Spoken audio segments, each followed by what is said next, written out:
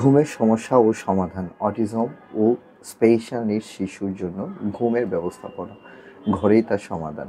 আসসালামু আলাইকুম রহমতুল্লাহি ওবারাকাতুহ। মোহাম্মদ নাজমুল হাসান বলছি, অকুপেশনাল থেরাপিস্ট। আজকের ভিডিওটি খুবই গুরুত্বপূর্ণ একটা বিষয় নিয়ে আমি কথা বলবো। অটিজম এবং বিশেষ চাহিদা সম্পন্ন আমাদের যে শিশুরা আছে, ডাউন সিনড্রোম, সেরিব্রাল পালসি,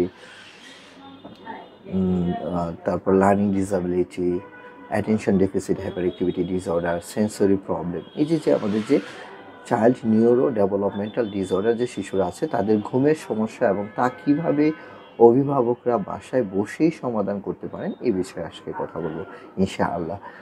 ঘুম শিশুদের মস্তিষ্কের বিকাশ, আচরণ নিয়ন্ত্রণ এবং আবেগ এবং শেখার জন্য খুবই অত্যন্ত গুরুত্বপূর্ণ একটা বিষয়।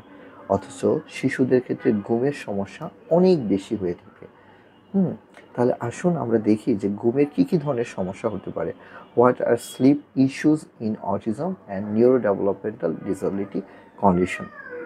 অটিজমে আক্রান্ত শিশুদের ঘুমে নানা রকম সমস্যা দেখা দিতে পারে, যেমন ঘুমাতে যেতে তারা দেরি করে, ইনসমনিয়া হয়ে ঘন ঘন জেগে ওঠা, ফ্রিকোয়েন্ট নাইট ওয়াকিং করে, ওয়েক আপ করে, তারপরে ভয় পায়, দুঃস্বপ্ন দেখে, নাইট মেয়ার হতে পারে, তাদের টেরর হতে পারে। তারপর শ্বাস প্রশ্বাসের সমস্যা, স্লিপ অ্যাপনিয়া থাকতে পারে, তার যদি ফিজিক্যাল সমস্যা থাকে, তার যদি অ্যাডিনয়েডের সমস্যা থাকে, ঠান্ডার সমস্যা থাকে, দেখা যাবে তার স্লিপ অ্যাপনিয়া হতে পারে, শ্বাস প্রশ্বাসের সমস্যা হতে পারে। অতিরিক্ত চলাফেরা বা ঝাঁকুনি দিয়ে ঘুমানো, মানে ঘুমাচ্ছে কিন্তু সে ঘুমের মধ্যে মুভমেন্ট করতেছে এবং এই পাশে ওই পাশে যাচ্ছে এবং ঝাঁকাচ্ছে শরীরটা কেমন জানি। এভাবে পরিসংখ্যানে দেখা গেছে প্রায় 50 থেকে 80% মানে 50 থেকে 80% আপনার অটিজম আছে শিশুদের ঘুমের সমস্যাটা থাকে।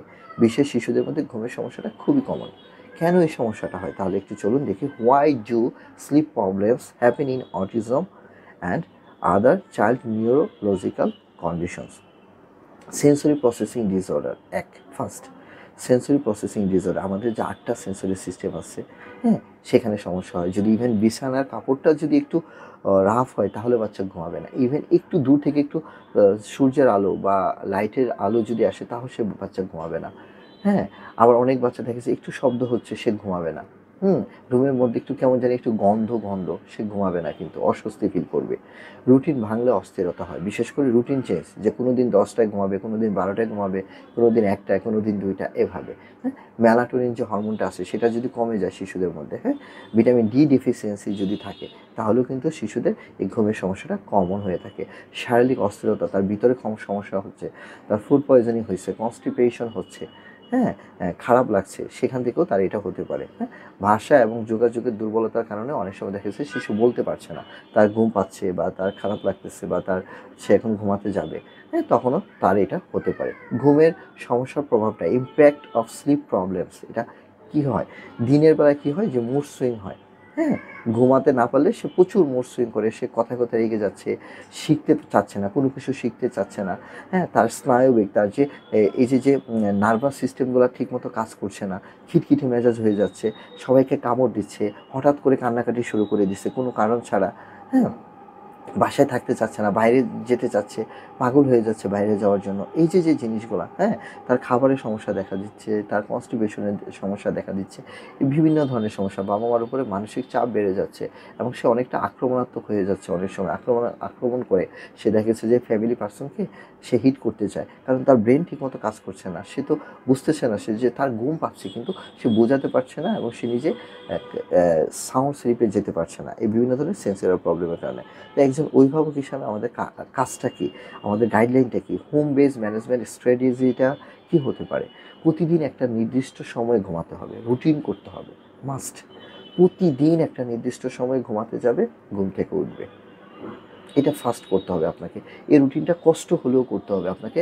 একটা নির্দিষ্ট সময়, যেমন 8টার সময় ঘুমাতে যাবে, রাত 8টার সময়, সকাল 8টার সময় উঠে যাবে, বা 5টার সময় উঠে যাবে, বা 6টার সময় আপনি যখনই উঠেন, বা 9টার সময় ঘুমাবে, তাহলে 7টার সময় উঠে যাবে। এরকম ঘুমানোর আগে অবশ্যই 30 মিনিট বা 40 মিনিট কাম ডাউন একটা টাইম ফিক্সড করতে হবে। যেমন রুমের পরিবেশটা একদম স্লিপ, একদম নীরব করে ফেলতে হবে, হালকা আলো থাকবে, যদি ডিম লাইট পছন্দ করে ডিম লাইট, নাহলে ডার্ক পছন্দ করলে ডার্ক, সব লাইট বন্ধ করে দিতে হবে, ভারী পর্দা ব্যবহার করতে হবে, সাউন্ড যতটুকু সম্ভব কুল করে ফেলতে হবে, এসির প্রয়োজন এসির লাইটটাও অফ করে রাখতে হবে, এসি যেন নয়েজ না করে সেই জন্য নয়েজ ক্যান্সেলেশনটা দিয়ে রাখতে হবে, হ্যাঁ, রুমের পরিবেশ ঠিক করে ফেলতে হবে।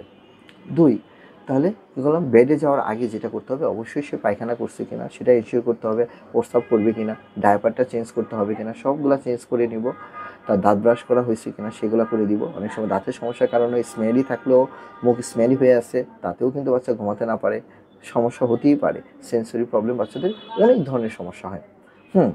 নাকগুলা ক্লিয়ার আছে কিনা, হ্যাঁ, এগুলো দেখতে হবে, নাকে ড্রপ দিয়ে দিতে হবে, মাসাজ করতে হবে, জেন্টাল টাচ, বেবি টাচের মাসাজটা কিন্তু খুব ইম্পর্টেন্ট, আমার মাসাজের উপরে অনেক ভিডিও আছে, আপনারা দেখে নেবেন। তারপরেও যেহেতু ঘুম রিলেটেড বলবো, পুরো শরীরটাকে আপনি এক্সটেনশন ফ্লেকশন এক্সটেনশন, ঘাড় মাসাজ করে দেন, হ্যাঁ, লোশন দিয়ে দেন, একটু হাতগুলো এইভাবে টিপে টিপে রাব করে দেন, এইভাবে জোরে জোরে একটু ফার্ম প্রেশার দিয়ে দেন, এইভাবে পিঠে করে দেন, পায়ে করে দেন, হ্যাঁ, পেটে করে দেন, পিঠে করে দেন, মাথায় মাসাজ করে দেন, এভাবে ধরে ধরে, হ্যাঁ, 1 2 3 4 5, 1 2 3 4 5, 1 2 3 4 5, এভাবে করে দিতে পারেন, হ্যাঁ, এভাবে সে দেখবেন খুব কাম ফিল করবে। তারপরে গুড নাইট স্লিপ যে গানগুলো আছে সেই গানগুলো দিতে পারেন, টুইঙ্কেল টুইঙ্কেল লিটল স্টার, এগুলো আপনি শোনাতে পারেন চাইলে, হ্যাঁ। আচ্ছা, ঘুমানোর পরিবেশের জন্য বললাম, ঘরটা অবশ্যই অন্ধকার করতে হবে, ঠান্ডা এবং নীরব পরিবেশ, হালকা গন্ধ দিতে পারেন, যেমন অ্যারোমা থেরাপিটা আপনাদের দেশে অ্যাভেলেবল পাওয়া যায়, বিভিন্ন বাংলাদেশেও অ্যাভেলেবল এখন অ্যারোমা থেরাপি মেশিনটা পাওয়া যায়, ছোট্ট একটা মেশিন, এসেনশিয়াল ওয়েলটা 1 ফোঁটা দিয়ে দিবেন, দেখবেন রুমটা ল্যাভেন্ডারের গন্ধ বা লেমনের গন্ধে রুমটা ভরে গেছে, বাচ্চা ভালো সাউন্ড স্লিপ করবে, আপনার নিজেরও ভালো লাগবে, হ্যাঁ, কারণ রুমে কিছু স্মেল থাকে, আমাদের বডি স্মেল থেকে আসে বা বিভিন্ন ফার্নিচার থেকে স্মেলটা হতে পারে, হ্যাঁ, যেটা আমাদের কিছু এই ধরনের বাচ্চারা এগুলা সিক করে বেশি, হ্যাঁ, এগুলো ওরা বেশি বুঝে আমাদের থেকে।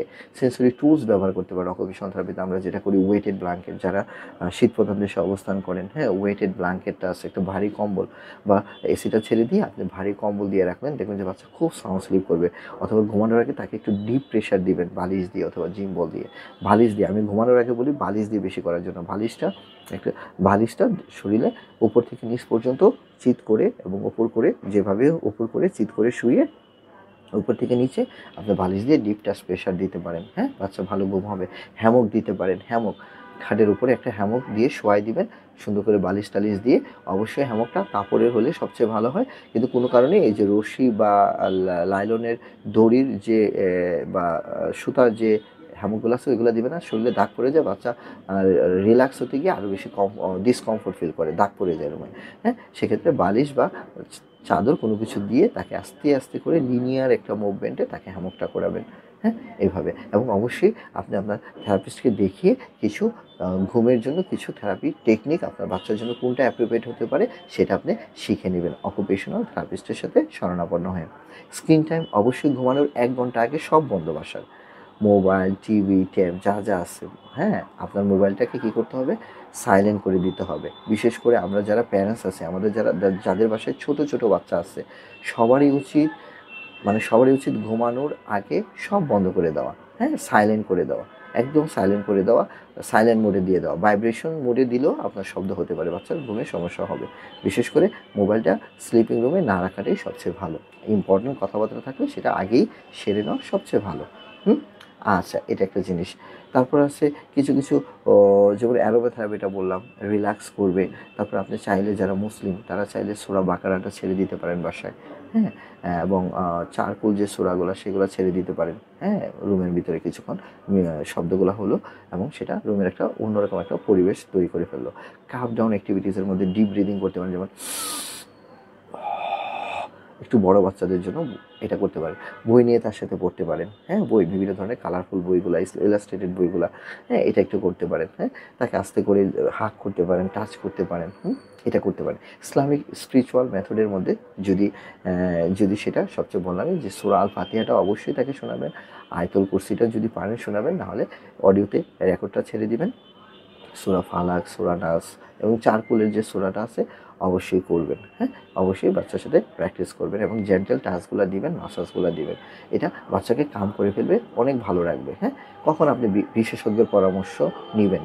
যখন দেখেন যে এতগুলা কাজ করার পরেও তার ঘুমের সমস্যার সমাধান হচ্ছে না, পুরো রাত জেগে থাকতে হচ্ছে আপনাকে, সকালবেলা উঠে দেখেন একই এনার্জি, কোনো টায়ার্ডনেস নাই তার ভিতরে।